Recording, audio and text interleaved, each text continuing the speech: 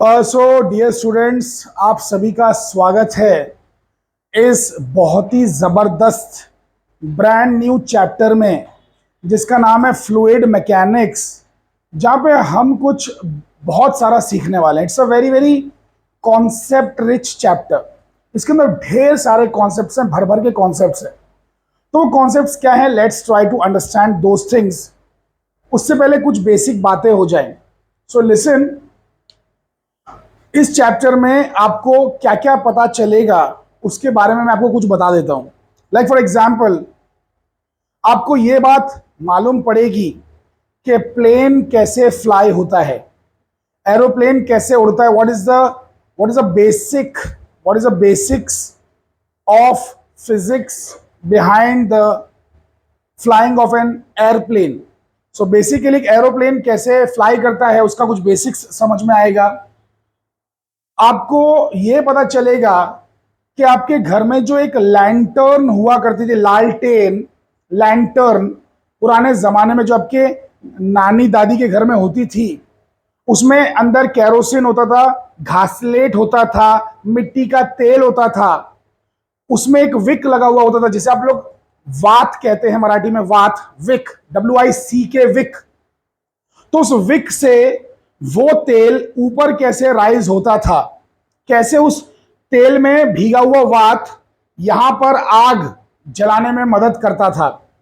आप बहुत सारी चीजें और भी सीखेंगे, लाइक लिसन, कि एक मोटे पाइप और एक पतले पाइप में कौन से पाइप में से फ्लूइड ज्यादा तेजी से बाहर निकलता है। आप ये भी सीखेंगे कि अगर हमने एक बहुत ही पतली सी पेन की रिफिल उसका नीचे से नोक भी हटा दिया, पेन की जो रिफिल होती है उसके नीचे से नोक हटा दिया और उस रिफिल को अगर इंक में डुबाया तो इंक थोड़ा सा ऊपर चढ़ते हुए उसमें नजर आता है। तो वो कैसे चढ़ पाता है, मैं आपको यह भी बताने की कोशिश करूंगा कि कैसे पेड़ पौधे अपना खाना रूट्स से, जड़ों से ऊपर की तरफ ले जाते हैं। जड़ों से खाना वो किस तरीके से ऊपर की तरफ ले जाते हैं, एक एक पत्ते तक कैसे पहुंचाते हैं। उनके अंदर भी कुछ चीजें हैं जिन्हें हम कहते हैं जाइलम एंड फ्लोएम। तो उसके बारे में भी हम थोड़ी सी बातें करेंगे। मैं आप लोगों को यह भी बताऊंगा कि क्यों आप लोग ब्रश करते वक्त टूथपेस्ट में थोड़ा सा पानी मिलाते हैं, क्यों आप लोग कपड़े धोते वक्त पानी में थोड़ा सा डिटर्जेंट मिलाते हैं। बारिश के मौसम में जो ये थाने महानगर पालिका वाले या बृहन मुंबई महानगर कॉरपोरेशन जो है, Brihan Mumbai municipal corporation, BMC वाले, ये क्यों बारिश के मौसम में जो गटर होते हैं, जो नाले होते हैं, उस पर कुछ चीज छिड़कते हैं, उसमें ऐसा क्या होता है। तो ये सारी बातें हम लोग इस चैप्टर में डिस्कस करने वाले हैं। हम लोग प्रेशर से रिलेटेड भी कुछ बातें करने वाले हैं। हम जानना चाहेंगे कि क्यों हम लोग सबमरीन्स को 200-250 फीट से नीचे नहीं लेके जाते, क्यों हम सबमरीन्स को थोड़ा ऊपर की तरफ ही रखते। सबमरीन्स यानी कि पनडुब्बी, जिसे आप लोग मराठी में पान बुड़ी भी कहते हैं। तो बेसिकली ये वो चीज हम ज्यादा गहराई में क्यों नहीं लेके जाते। क्यों हम लोग जब बिना प्रेशर कुकर के सादा वेसल में पहाड़ों पे खाना बनाते हैं तो क्यों चावल थोड़े कच्चे रह जाते हैं। तो ये सारी बातें इस चैप्टर में आपको सीखने को मिलेंगी। तो आइए फ्लूइड मैकेनिक्स को समझें। फ्लूइड का मतलब है anything which can flow. Fluid क्या है, कोई भी चीज जो कि फ्लो कर सकती है। एनीथिंग विच कैन फ्लो, जो भी चीज फ्लो कर सके, एनीथिंग विच कैन फ्लो, जो भी फ्लो कर सके वो फ्लूइड है। सॉलिड्स बिल्कुल भी फ्लो नहीं कर सकते, तो सॉलिड इससे अलग हैं। हम लोग इसमें दो टाइप्स लेंगे, एक तो लिक्विड्स और एक गैसेस, दोनों ही फ्लो कर सकती हैं, तो ये फ्लूइड्स है। तो हम लोग लिक्विड्स एंड गैसेस को ही फ्लूइड्स कहते हैं। Are you understanding. हालांकि वीरव ने यहाँ पर एक पॉइंट ऐड किया है, उस पॉइंट के ऊपर चर्चा हम लोग कभी फ्यूचर में करेंगे। वीरव ने कहा है कि कुछ तो एक ऐसा एक्सपेरिमेंट किया गया था जो कि one of the longest running experiment है, बहुत ही लंबा चला था, जिसके अंदर सॉलिड के फ्लो होने का भी कुछ एक प्रमाण दिया गया है, एक एविडेंस दिया गया है, एक प्रूफ दिया गया है। बट फिलहाल उस एक्सपेरिमेंट को हम डिस्कस नहीं करते हैं, वो एक्सपेरिमेंट हम लोग फ्यूचर में डिस्कस जरूर करेंगे। So listen very very carefully, अभी फिलहाल इस पर ध्यान देते हैं। So anything which can flow, वो लिक्विड और गैसेज हैं जो फ्लो कर सकते हैं बेसिकली, तो उन्हें हम फ्लूइड्स कहते हैं। Are you understanding the point? So now listen very very carefully. अब फ्लूइड्स की बात चल रही है, जो फ्लो करने की बात चल रही है, तो फ्लो सभी का तो सेम नहीं होता है। फ्लो सभी का तो सेम नहीं होता है, ये बात तो आप लोग जानते हैं ना। फ्लो भैया सभी का सेम नहीं होता है। लिसन, आप लोग टेस्ट ट्यूब के अंदर अगर भरेंगे, एक टेस्ट ट्यूब में भरेंगे आप हनी शहद, एक टेस्ट ट्यूब में शहद भरिए, एक टेस्ट ट्यूब में आप पानी भरिए, तो आप दोनों को पकड़ के जैसे उल्टा कर देंगे, आप देखेंगे पानी फटाक से बाहर आ जाएगा और शहद को आने में टाइम लगेगा। तो दोनों में कुछ तो फर्क है। तो बेसिकली उसे हम कहते हैं विस्कोसिटी, करेक्ट। तो विस्कोसिटी, लिसन, सॉलिड से जब रगड़ते हैं तो उसे हम कहते हैं फ्रिक्शन। लेकिन सॉलिड से लिक्विड रगड़े, लिक्विड से लिक्विड रगड़े, लिक्विड से गैस रगड़े, गैस से गैस, लिक्विड से लिक्विड, गैस से सॉलिड, हर चीज विस्कोसिटी कहलाती है, विस्कोसिटी। फ्रिक्शन सिर्फ हम नाम यूज करते हैं सॉलिड के लिए, उसके लॉज भी थोड़े से डिफरेंट हैं विस्कोसिटी से। तो लिसन, बहुत ही ध्यान से सुनेंगे और समझेंगे कि दो टेस्ट ट्यूब, परख नली, जो टेस्ट ट्यूब है, परख नली जो है, उस परख नली के अंदर जब आपने एक बार शहद डाला और एक आपने पानी डाला, दोनों को उल्टा किया तो शहद आराम से गिरा, बिकॉज शहद ज्यादा विस्कस है। शहद ज्यादा विस्कस है, पानी कम विस्कस है।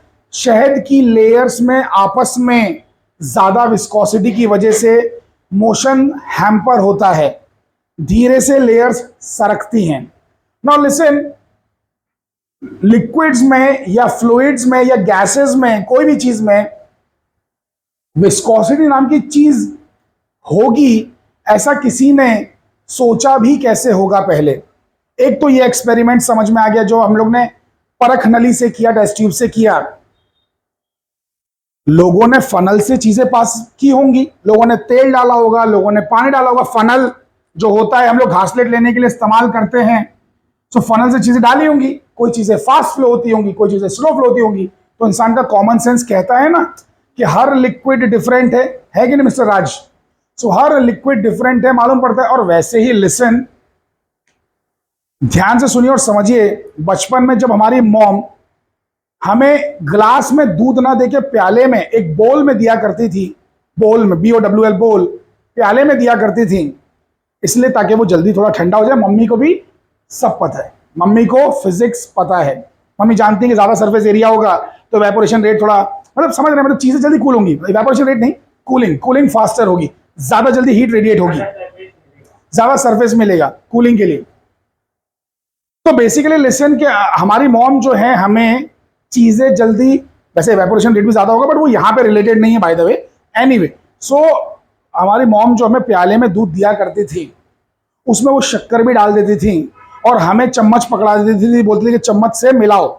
अब हम चम्मच से मिलाते उससे खेलने लगते थे और पूरा का पूरा प्याला घुमा दिया करते थे। तो प्याला गोल गोल घूमने लग रहा है, अंदर का दूध भी घूम रहा है। थोड़ी देर के बाद जाके प्याला रुक जाता था, लेकिन दूध अभी भी चल रहा है। लेकिन कुछ देर के बाद दूध भी रुक जाता था। तो दूध क्यों रुका? एक बार मोशन में आ गया, एक बार चर्निंग स्टार्ट हो गई, एक बार वो घूमना स्टार्ट हो गया, तो दूध जिंदगी भर क्यों नहीं घूम रहा? अरे जैसे फॉर एग्जांपल ये जो हमारा सोलार सिस्टम है, हमारा सौर मंडल है, इसके अंदर जो प्लैनेट्स हैं शुरुआत से घूम गए हैं, आज तक घूम रहे हैं। आज 460 करोड़ साल हो चुके हैं, पृथ्वी आज भी घूम रही है, वो नहीं रुक रही। यहां पर प्याले के अंदर जो दूध है वो क्यों थोड़ी देर के बाद जाके रुक जा रहा है? वो भी जिंदगी भर क्यों नहीं घूम रहा? तो यहां पर भी विस्कोसिटी आ जाती है। उसकी जो दूध की लेयर्स हैं आपस में भी रगड़ रही हैं और दूध की जो लेयर्स हैं प्याले से भी रगड़ रही हैं। तो उस वजह से धीरे धीरे उनकी एनर्जी लूज हो जाएगी, काइनेटिक एनर्जी, जो रोटेशनल काइनेटिक एनर्जी है, एंड पार्टिकल सबके सब इवेंचुअली सेटल हो जाएंगे। तो ऐसे बहुत सारी चीजें आम जिंदगी में हमने देखी, उसी से हमने सोचा कि भैया फ्लूइड्स के अंदर भी कुछ ना कुछ तरीके का फ्रिक्शन होता है। अरे फ्लूइड्स के अंदर के फ्रिक्शन का बेस्ट एग्जांपल बिजली है, बादल का गरजना है, बादल के अंदर से जो लाइटनिंग निकलती है वो है। अरे भैया बादल में होता नहीं है कि बादल में आपस में फ्रिक्शन होता है, गैस से गैस रगड़ रही है बादल की, और स्टैटिक चार्जेस डेवलप हो रहे हैं, वो चार्जेस का पोटेंशियल एक लिमिट से ज्यादा बढ़ जाता है तो इलेक्ट्रिक फील्ड बहुत ज्यादा भयानक हो जाती है, और फिर बाद में दुनिया भर के इफेक्ट्स होते हैं एंड फाइनली लाइटनिंग स्ट्राइक करती है। तो विस्कोसिटी गैसेस के बीच में भी होती है, लिक्विड्स के बीच में भी होती है। Are you guys understanding this point? Very nice. तो ऐसी कई सारी चीजें लोगों ने देखी होंगी, लोगों के दिमाग में आया होगा कि लिक्विड्स के अंदर विस्कोसिटी होती है। Now listen very carefully, viscosity के लिए हमारे न्यूटन भैया ने एक बहुत ही प्यारा लॉ दिया है। So Newton's law of viscosity, Newton's law of viscosity, ये क्या लॉ है? Let's try to understand. Newton जो है he is omnipresent, he is all pervasive, ये हर जगह इसका हाथ घुसा हुआ है। न्यूटन जो है हमारे महान जेंटलमैन, महान साइंटिस्ट, आप देखेंगे तो ये हीट में भी हैं, साउंड में भी हैं, ऑप्टिक्स में भी हैं, मैकेनिक्स में भी हैं, ग्रेविटेशन, मतलब दुनिया भर की सारी चीजों में है। अब यहाँ पे विस्कोसिटी में भी नजर आ रहे हैं। सो ऐसे बहुत ही कम साइंटिस्ट दुनिया में होते हैं और वही फिर बाद में याद रखे जाते हैं, लेजेंड्स होते हैं जिनका हाथ सभी में होता है। अच्छा, वैसे कुछ लोग जो बहुत सारी चीजें एक साथ कर सकते हैं, बहुत सारी चीजों में, हर चीज में माहिर होते हैं, जो भी चीज वो करते हैं उनमें माहिर होते हैं, उन्हें हम पॉलीमैथ कहते हैं, पॉलीमैथ, उन्हें हम पॉलीमैथ कहते हैं। तो Newton was a polymath. Anyway, now listen very very carefully, बेटा ध्यान दीजिए। न्यूटन्स लॉ ऑफ विस्कोसिटी आखिर ये कहता क्या है? तो the viscous force between any two adjacent layers of the fluid, viscous force दो बराबर बराबर बाजू बाजू की एडजेसेंट लेयर्स के बीच में जो विस्कस फोर्स होता है वो डिपेंड करता है कि कितना एरिया लेयर्स का कांटेक्ट में है। अब ये नॉर्मल वाले फ्रिक्शन से बिल्कुल डिफरेंट है। जब ना सॉलिड सॉलिड फ्रिक्शन होता है उसमें एरिया ऑफ कांटेक्ट पे डिपेंड नहीं करता है फ्रिक्शन, बट विस्कोसिटी में ऐसा है कि लेयर्स का जो एरिया कांटेक्ट में है उस पर ये विस्कस फोर्स डिपेंड करता है। लेयर्स बनी हुई हैं, लिसन, लेयर्स बनी हुई हैं किसी भी पाइप के अंदर, किसी भी पाइप के अंदर यहां की जो लेयर है जो बिल्कुल टच है पाइप से, बिल्कुल टच है, उसे हम मान लेते हैं कि वो जीरो स्पीड पे, हम मानते हैं कि उसकी वेलोसिटी जीरो है, भले ही वो लेयर कितनी पतली क्यों ना हो। अरे पतला बना लो ना लेयर, अगर यकीन नहीं हो रहा है, मन नहीं कर रहा है मानने का कि वो रुकी हुई लेयर है, पतला बना लो, एक एटम थिक, इतनी पतली लेयर ले लो, तो वो जो एटम रहेगा, अरे वो जो एटॉमिक लेयर रहेगी, वो एक, सिर्फ एक एटॉमिक लेयर थिक जो लेयर रहेगी, वो लेयर का जो एडहेसिव फोर्स रहेगा पाइप के साथ, अरे पाइप के साथ एडहेसिव फोर्स रहेगा ना, ये पाइप में चिपकेगा ना वो लेयर्स, एडहेसिव फोर्सेस होते हैं ना, तो वो एडहेसिव फोर्सेस उस लेयर को मूव होने नहीं देंगे। ऐसा हम मान के चलते हैं, ऐसा हम अज्यूम करते हैं कि इस लेयर की स्पीड जीरो है, इससे थोड़ा ऊपर चले गए तो उसकी स्पीड कुछ तो है, उसे हम v कह देते हैं, उससे थोड़ा ऊपर चले गए तो स्पीड थोड़ी सी और बढ़ जाती है, वो v प्लस डी है, और ऊपर चले गए तो v प्लस 2dv है, एंड सो ऑन। ऐसा देखा गया, अक्सर ऐसा देखा गया है कि ग्रेजुअल इंक्रीज होता है, लेयर्स के अंदर जो स्पीड होती है ग्रेजुअल इंक्रीज होती है। अच्छा अब लिसन, ये आखिरी है, इससे आगे नहीं बढ़ेगा, क्यों? क्योंकि यहां पर भी लेयर है, ये लेयर भी जीरो पे है, फिर उसके ऊपर v प्लस डी, फिर ये v plus 2dv। Are you understanding? बीच की लेयर फास्टेस्ट लेयर, ये पाइप है, एक पाइप को काट के उसका क्रॉस सेक्शन में दिखा रहा हूं। लिसन, जमीन की बात अलग है। अगर आप जमीन ले लेते हैं, जमीन ले लेते हैं, तो जमीन पे पानी को आप स्पिल करते हैं, पानी को फैला देते हैं जमीन पे, अरे ग्लास में लिया पानी फैला दिया जमीन के ऊपर, तो उस केस में सबसे जो नीचे की लेयर है उसको स्टेशनरी मान लो, उससे ऊपर वाली v, उससे ऊपर वाली v plus D and so on, इसका कोई लिमिट नहीं है, जितना ऊपर जाओगे सबसे फास्ट वही लेयर रहेगी। ये चीज तो मैंने भी खुद बचपन में देखा है। बचपन में जब हम लोग बेसिकली ऐसा खेलते थे, दोस्तों के ऊपर पानी वानी फेंकते थे, तो मैंने ऐसी एक ग्लास लिया और अच्छा उस ग्लास में गलती से शायद क्या कहते हैं उसे, कोतंबीर, व्हाट इज दैट, धनिया, धनिया, करेक्ट, कोरिएंडर। तो कोरिएंडर की कुछ लीव्स गिर गई थी और कुछ थोड़ा सा उसमें मिट्टी उट्टी भी थी हल्की सी पानी में, तो ऐसे गंदा सा पानी था। उसे लेके जस्ट ऐसी फेंका, वो जमीन पे मार्बल पे चल रहा था पानी, तो पानी में उसमें मुझे दिखाई दिया कि अलग अलग लेयर्स अलग अलग स्पीड पे हैं। मतलब जो ये कोरिएंडर वाली, जो कोतंबीर वाली, धनिया वाली जो लेयर थी, ये तेज दौड़ रही है, और जो मिट्टी वाली लेयर है वो नीचे थोड़ी स्लो है। अगर आप देखेंगे, लिसन लिसन वेरी केयरफुली, अगर आप देखेंगे ध्यान से, इसको नोटिस कीजिए। अब पानी को लेकर स्पिल कीजिए, और पानी में, पानी कैसा होना चाहिए? कॉलॉइडल टाइप का होना चाहिए। It should not be a proper solution, it should be colloidal, there should be suspended particles.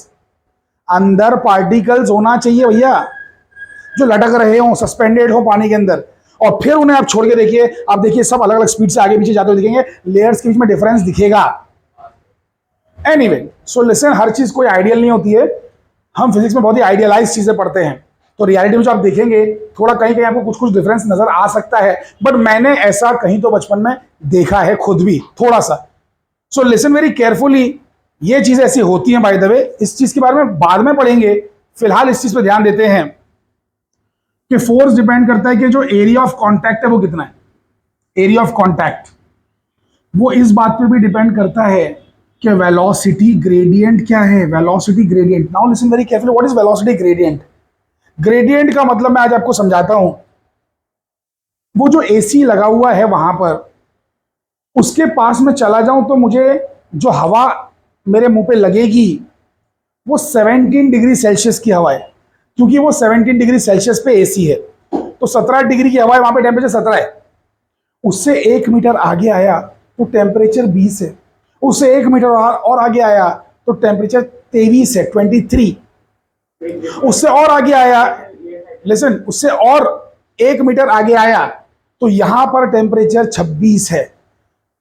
तो इसे ही ग्रेडियंट कहते हैं। ग्रेडियंट मतलब how much the thing is either falling और राइजिंग, कितना चीज बढ़ रही है या कम हो रही है डिस्टेंस के हिसाब से, उसे ही ग्रेडियंट कहते हैं। तो टेम्परेचर, यहां पे किसी ने आके पूछा इस रूम का टेम्परेचर ग्रेडियंट इस डायरेक्शन में, एसी के डायरेक्शन में क्या है, तो जवाब होगा 3 डिग्री सेल्सियस पर मीटर।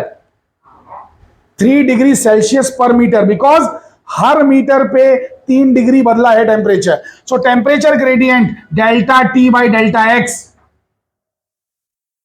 रेट जो होता है ना, रेट, उसमें नीचे टाइम आता है।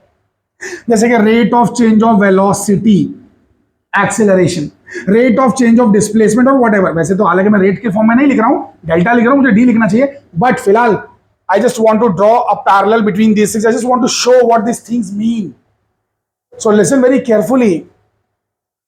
Rate of change of displacement, velocity, rate of change of velocity, acceleration. तो नीचे जब t लग जाता है, टाइम इंटरवल लग जाता है, टाइम इंटरवल, तो वो चीज रेट में बदल जाती है। वैसे जब नीचे डिस्टेंस लग जाता है तो वो चीज ग्रेडियंट में बदल जाती है। ग्रेडियंट, ग्रेडियंट मतलब स्पेस के हिसाब से चीजें कैसे चेंज हो रही हैं, रेट मतलब टाइम के हिसाब से चीजें कैसे चेंज हो रही हैं। सो ग्रेडियंट का मतलब है चीजें कैसे बदल रही हैं डिस्टेंस के हिसाब से। तो इस रूम में टेम्परेचर ग्रेडियंट है, और क्योंकि वहां 17 था, फिर 1 मीटर के बाद 20 हुआ, 1 मीटर के बाद 23 हुआ, 1 मीटर के बाद 26 हुआ। तो इस रूम में इस डायरेक्शन में जो ग्रेडियंट है वो 3 डिग्री सेल्सियस का ग्रेडियंट है। अगर मैं किसी और दिन आऊं, उस दिन देखूं, तो हो सकता है कि 2 डिग्री सेल्सियस का ग्रेडियंट हो। अरे मतलब 1 मीटर आगे सर के टेम्परेचर 17 था, 19 हुआ, 19 से फिर 1 मीटर और आगे 21 हुआ, फिर 23 हुआ।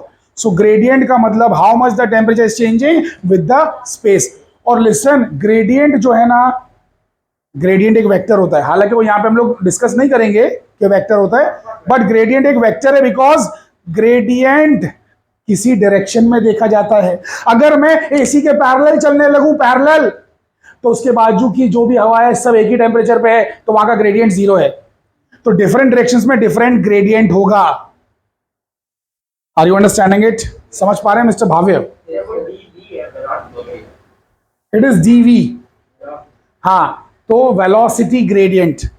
अब वेलोसिटी ग्रेडियंट यहां पे है कि नहीं है? हाँ है वेलोसिटी ग्रेडियंट है। देखिए सुनिए, मैंने क्या कहा था, ये वाली लेयर नहीं चल रही है, ये लेयर कुछ तो स्पीड पे चल रही है, फिर ये लेयर कुछ ज्यादा स्पीड पे चल रही है, ये लेयर कुछ और ज्यादा स्पीड पे चल रही है, तो इस डायरेक्शन में देयर इज अ ग्रेडियंट, यहां पे ग्रेडियंट है, तो थोड़ा सा डिस्टेंस dx आगे बढ़ता हूं तो मुझे कुछ तो स्पीड मिलती है, फिर कुछ और आगे बढ़ता हूं, कुछ और स्पीड मिलती है, कुछ और आगे बढ़ता हूं, तो हर डिस्टेंस पर बढ़ कितना रहा है, डीवी बढ़ रहा है। अरे इसमें डीवी देखो, यहां पे वी था, यहां पे डीवी ऐड हो गया, यहां पे एक और डीवी ऐड हो गया, यहां पे एक और dv, are you understanding something like that.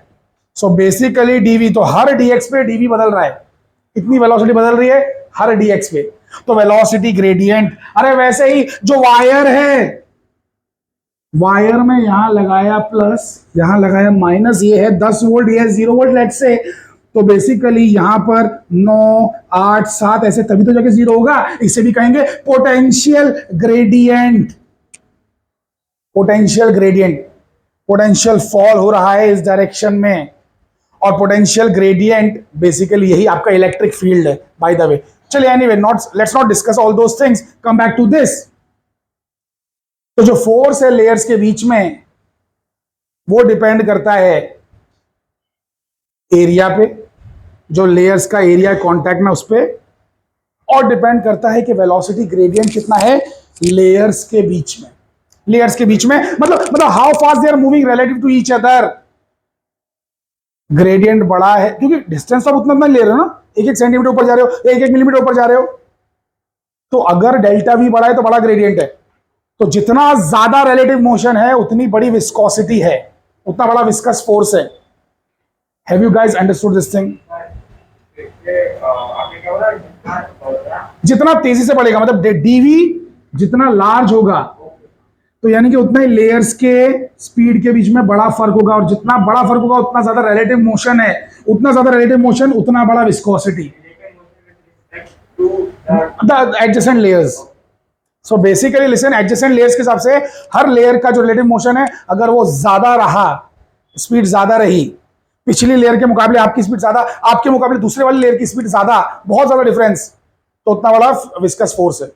तो लिसन, जब प्रोपोर्शनैलिटी साइन हटाएंगे तो हमें एक कांस्टेंट आएगा, वो कांस्टेंट का नाम है ईटा। ईटा, तो eta A dv by d x, इसे हम कहते हैं coefficient of viscosity. Coefficient of viscosity, are you understanding it? Coefficient of viscosity, इसको हम लोग क्या करते हैं, इसका यूनिट निकालते हैं। So it will be F upon A dv by d x. Now listen, force होता है न्यूटन, एरिया होता है मीटर स्क्वायर, वेलोसिटी होती है मीटर पर सेकेंड, और वहीं पर आपका नीचे ये लगा हुआ है, क्या लगा हुआ है, डिस्टेंस भी लगा हुआ है, मीटर लगा हुआ है। सो मीटर मीटर चला गया, सो ये बन गया न्यूटन सेकेंड पर मीटर स्क्वायर, हाँ क्या ना। इस न्यूटन सेकेंड पर मीटर स्क्वायर को हम लोग कहते हैं, लिसन वेरी केयरफुली, ईटा का जो यूनिट है न्यूटन सेकेंड पर मीटर स्क्वायर, इसे हम कहते हैं पॉइज्यूली। क्या कहते हैं, पॉइज्यूली। जो साइंटिस्ट था पॉइज्यूली, इसने इसके ऊपर बहुत काम किया था, फ्रेंच साइंटिस्ट था, फ्रेंच। पॉइज्यूली अंग्रेजी में, फ्रांस में से पॉइज्यूली नहीं कहते, फ्रांस में से कहते हैं फुआजुई। क्या कहते हैं, फुआजुई, फुआजुई, तो ये फुआजुई है, ओके। एनीवे, पॉइज्यूली। नाउ लिसन, ये तो हो गया भैया एसआई यूनिट, न्यूटन सेकंड पर मीटर स्क्वायर, करेक्ट, ये हो गया एसआई यूनिट। अब आते हैं सीजीएस पे। सीजीएस पे अगर आप देखेंगे तो बेसिकली डाइन सेकेंड पर सेंटीमीटर स्क्वायर हो जाएगा, हाँ क्या ना। इसको हम लोग कहते हैं पॉइज। क्या कहते हैं, पॉइज, ये पॉइज है। तो एक, हाँ, तो एक पॉइज्यूली और एक पॉइज के बीच में 10 का डिफरेंस है। So 1 SI unit is equal to 10 CGS unit, and that's very obvious, second converts to second, newton converts to dyne by 10⁵. अरे यहां से यहां जाने में 10⁵ आएगा कि नहीं आएगा, 10⁵, और यहां से यहां जाने में 10⁴ आएगा, क्योंकि यहां से यहां 10⁵ है लेकिन स्क्वायर में 10⁴, तो ऊपर 10⁵, नीचे 10⁴, कैंसिल होकर 10 बचेगा। सो 1 पॉइज्यूली इज 10 पॉइज। अकल के पुतलो, समझ में आई सारी बातें मेरी? So this is basically the Newton's law of viscosity. Now you can as well define this guy. How are you going to define it? Coefficient of viscosity कैसे डिफाइन करेंगे? अगर डिफाइन करना रहा, सपोज कैसे डिफाइन करेंगे? It is force per unit area experienced by the layer of the liquid if the gradient is unity, is 1 unit. If the gradient between the layers, if the velocity gradient between the layers is 1 unit. Coefficient of viscosity is defined as viscous force per unit area experienced by the layers of the liquid या fluid if the gradient between the adjacent layers is unity. So that's how you are going to define it. But anyway, so this was all about the Newton's law of viscosity. Please copy this.